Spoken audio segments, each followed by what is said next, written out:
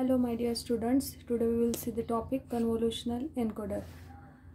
Here diagram is drawn where S1, S2, S3 blocks are there. First is input data, then two outputs are there. In this, N represents number of output bits, which is 2. K represents number of inputs, that is 1. M represents memory order. After we are having N, K and M value, then we have to calculate the constraint length.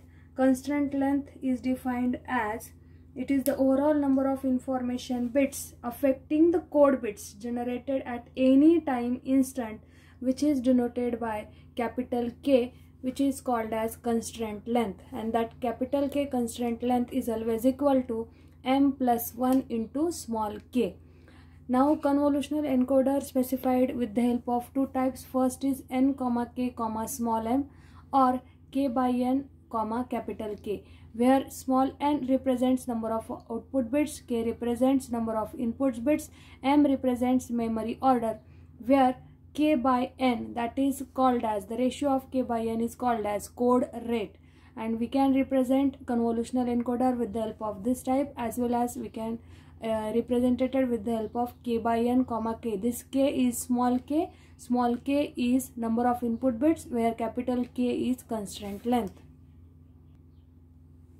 Now according to the diagram, encoded outputs are 2. So encoded output is 2 bit long. So the code word frame length, or we can say the length of the memory, that is small m, is equal to 2. So for this diagram, suppose we want to calculate the constraint length. So m plus 1 into k, that is equal to 2 plus 1 into small k is 1. So we can get a value 3. And code rate r, suppose constraint length capital K, m plus 1. Suppose m is 2 plus 1 into capital K is 2 plus 1 into 1. So that is equal to 2 plus 1 into 1, that is 3. So my capital K value is 3. So we can represent as small n, number of output bits, 2 small k, number of input bits, m small m, memory order, that is equal to 2. Or we can represent with the help of K by N, that is equal to small k, that is number of input bits, which is 1, divided by small n, that is number of output bits, 1 by 2, capital K is equal to 3. So we can represent this convolutional encoder with the help of 2, 1, 2 as well as 1 by 2, 3. Now next topic is graphical representation for convolutional encoding. Now graphical representations for convolutional encoding are of the three types. First is code tree.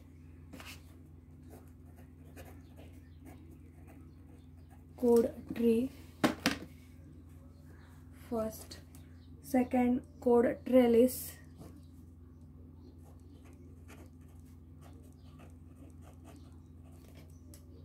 And third, state diagram.